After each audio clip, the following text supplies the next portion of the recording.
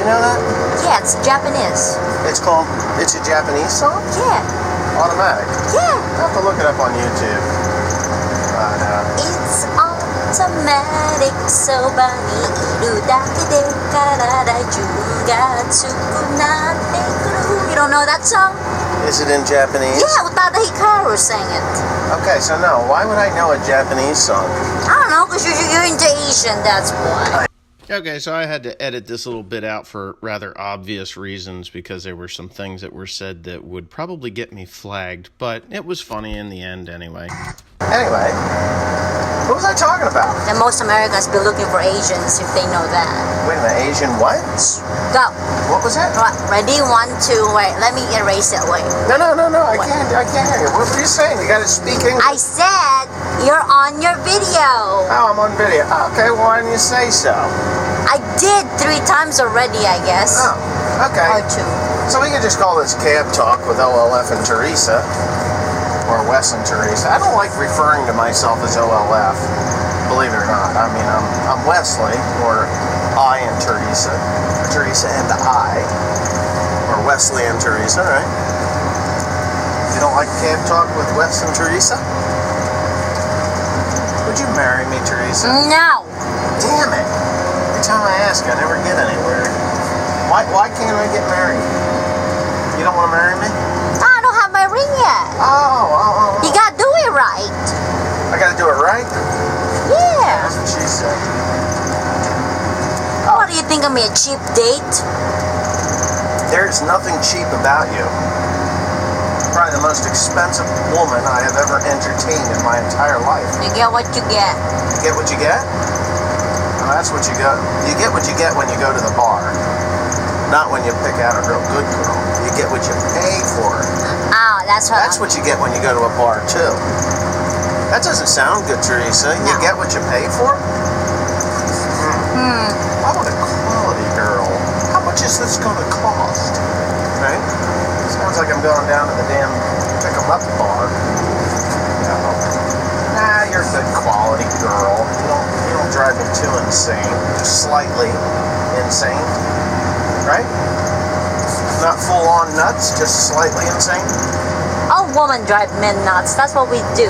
Same thing with men. It's the same drive thing. Women nuts? Yes. That is kind of true, I think. I mean, I don't look for ways to drive you crazy. No. I really don't. I mean, I just wake up in the morning. I have a couple things on my mind. Sometimes they get fulfilled right away. Sometimes I gotta wait until later. But for the most part, I just wake up in the morning. I don't say, hey, today I'm going to fuck with her head. I just say, hey, today, I'm going to go to work. I'm going to try as hard as I can to do the things that are good so that I don't go to hell. Hell. Am I going to hell? Am I going to hell, Theresa? I don't know, maybe. Now, do you believe that I'm going to hell? Yes or no? It's a quick answer. Your absence of an answer means yes, right? That's what is that you think I'm going to hell? I'm really not a bad person. Well, you're doing some things that are not in the Bible, like, you know. I never did it on a Bible. You know. What, not kosher? That's Jewish. I don't think they follow the same Bible as you. Old Testament only. Oh, the Quran? The Quran is a joke. There is no value in that book. Oh, actually, there is value in that book. That book is valuable in the outhouse. You can wipe your ass with it. You know, have you ever been? That's a rough wiping. Huh? That'll be a rough one. Well, it's better than nothing. Holy Quran. I wipe my ass. You ever try to poop in a shore? In sugar? In a shore. At the beach? Yeah. Why would I want to take a shit at No, I mean, if you know, you're... Poop at the beach? Yeah. Like on the beach? Well, yeah. Well, why would I want to do that? Well, I'm just saying, because I would we've probably seen a lot of that in the Philippines, you know. Pooping on the beach? Poop floating around. No. Oh, yeah. What, they just drop drawer in the ocean? Well, yeah, I guess. Shut the fuck up, then the dirt is floating around. No kidding. Ew. Why do you think the fish get healthy? That ain't healthy, that's septic. Oh my God. Oh, some people It's a wonder does it. you people live. Some people does. You know what, that could be why your immune system is unbelievably good. No way. Oh, it could be. I mean, if you were swimming next to human excrement, and you didn't get sick and die, I mean, poop isn't going to kill you today, you know, but, I mean, if you got an infection or a cut or something, you know, a cut, you could get infected by that. But you got a pretty stiff immune system. You're pretty tough. There is a, I think it's my mother's cousin. They have a little house in Mindanao when the bathroom is direct to the, it's like a little, I don't want to say, it's like a little, it's connected to the salt water. It's a tributary. Whatever the hell you call that in English. Yeah. But anyway, all you gotta do Causeway. is to squat on those a little bit over there, and you drop whatever you need to drop, and everything goes down there, and then the ocean take care of it. Well, along the Post City's sewer all runs out into the bay. Yeah, so I mean, that's truly, now, here's, you know, what I know about along the Post City. It's a beautiful little city. A lot of really good people there. There's some criminals and shit there, too. They steal cameras from it. Dirty bastards, right? Right? ow. Yeah, just say right. Right. So anyways, their whole sewage system works on, it's like this open trench. Open. It's an open trench. And then it's covered with little, and it doesn't smell. That's the thing that gets me, but there's no toilet paper used in the Philippines. No, we use tabo. Tabo, which is a little ladle thing you put water down your ass crack, and then, you know, you just wipe your ass that way. And it's actually not a bad way to do business. Honestly, you don't know how abrasive toilet paper is until you get home from being over there. Actually, I got used to toilet paper now. Yeah, but when you go to the Philippines and use water for like 2-3 weeks, or you were gone for a long time there at one point, weren't you? When you came back from wherever it was you were, what was it like? I mean, I know it felt like 80 grit sandpaper. It honestly did. I think I got calluses on my asshole after that. It was rough. It was really rough. You don't realize, you could get the softest toilet paper there is, and it wouldn't matter. I mean, oh my God, it was terrible. You know, but then I thought, you know, I could just get a bidet and put that in my bathroom, and that would be a lot fresher or easier. I don't know. I don't mind it, really.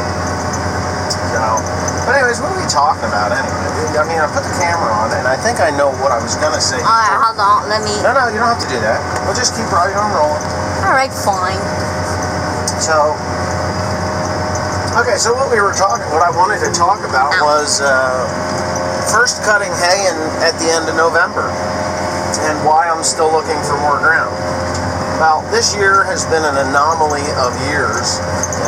It's been unseasonably wet for the year, which has presented some major challenges in making dry hay, and you know, that shows at the mushroom barn when they stick a probe in it and it's showing 25% moisture or whatever, and they dock you down to 20, so you're pretty good there. But you're always getting a maximum load, so that's okay. You know, it could be 30 bales, it could be 25% moisture, they dock you down to 20, and you still got the same weight as you would if, you know, yeah, anyways, whatever. But the reason I'm still looking for more ground is, like I said in one of the other videos, that I was outbid on a piece of ground, actually 3 pieces of ground, and those 3 pieces of ground were over 200 well, I think it was 256 acres in total. 256 or 250, well, whatever, 250 acres in total, just yanked out from under my feet, you know. So 250 acres, if you do the math on that, just say it's 2 tons, we're looking at 500 tons of material. It's a $50,000 it's a $50,000 ouch. You know, a lot of people can't handle a $50,000 ouch. I know I'm not liking it. There was some other ground that another property owner had allowed me to make hay on, and he decided that he was going to do it himself. That was another 130 acres. So there's 370 acres, or 5, 6, 7, 8, 380 acres of ground gone. The state of New Jersey decided they needed more deer habitat. They took another, well shit, that one in total was over 500 acres. So we're looking at almost 1,000 acres of ground. Gone, boom, just like that. See you later, sayonara, see you tomorrow, no more. So that's why I'm looking for more ground. Why I'm making hay this late in the season, what I just got done mowing was actually foxtail. And the only first cutting that I have left is first cutting that the property owners asked me not to do anything on, with the exception of one. But that's so far away from home, it takes a lot of time to just drive back and forth. So I left that one go until now. We'll probably be over there tomorrow. Lana LaBelle tomorrow? Lana LaBelle. Yay! Those other property owners asked me not to make the hay because it is a warm season grass, and they found it to be therapeutic in sight. Huh? Like, so that, yeah, they look at it and they're like, oh, you know, oh, it's so beautiful. Oh, and then, you know, like the minute it dies back and looks shitty, you can make this hay now, and you better get it off quick because the snow's going to fly soon. Oh, no shit, really? You know, so, I mean, and that's a fair amount of hay, actually. But, yeah, so that's, you're missing me. Oh. Yeah. So that's the reason that that I am stuck behind there. Dad is actually doing some second cut hay. He's mowing second cut right now. I will be back. I'm actually done down here today. I finished what I was supposed to do. So I'm going to take off back home. I thought I'd be here till dark. But I'll probably end up doing second cut too, also. Because there's just a lot of it out there that needs to get taken off. It's like 45 degrees, 50 degrees out there right now. Yeah, weird. Actually, no. What is the temperature? It hit 60s today. Well, let's see what it says outside. To my car. 59 degrees right now. Wow. Yeah, outside the cab, it's 59 degrees. So, you know, it was about 60 degrees. You can back that off. They don't need to see my pimples, nose hairs, and other imperfections. Everybody have imperfections. How about we turn the camera? No, nobody's perfect. Nobody's perfect, but I don't think they want to see my nose hair and boogers here. Stop it. Oh. See, aren't I something else? Go ahead. Do you love me?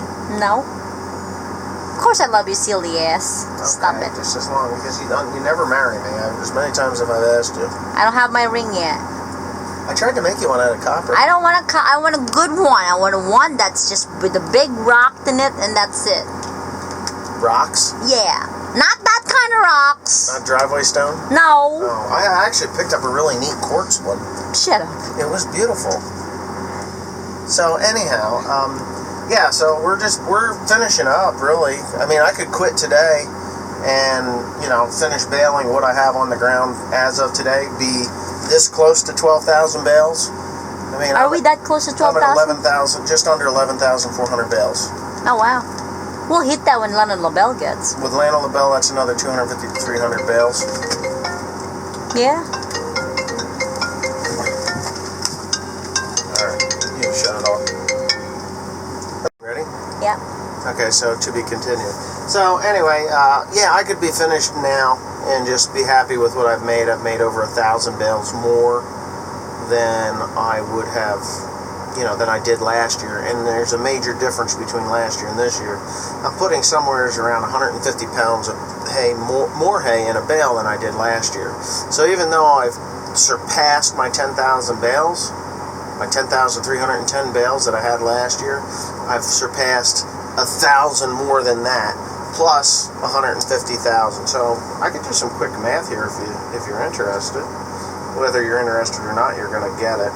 So clear. I have made just, I think it's 11,430. 11,400. Let's just do 11,400. We're going to times that by 150 pounds divided by 2,000. That's 855 tons more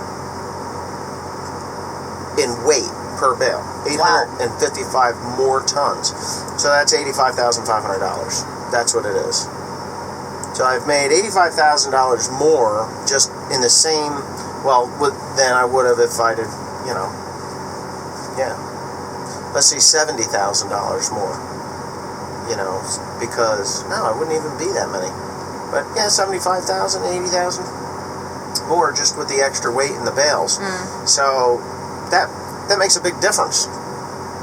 It's going to hurt. Big difference. It's going to hurt next year without those hundreds of acres that I lost. But I think I got a plan, and I will be picking up several acres more. And I actually did pick up some ground, and so I'm probably only down 200 acres from what I was before. And I'm actually gonna change my fertilizer program a little bit on that and push it a little harder. Minimal inputs, I'm gonna add more potash and sulfur. That seemed to work really well last year and this year. So do better on less acres instead of doing worse on more acres. That's just the way it's gonna have to be.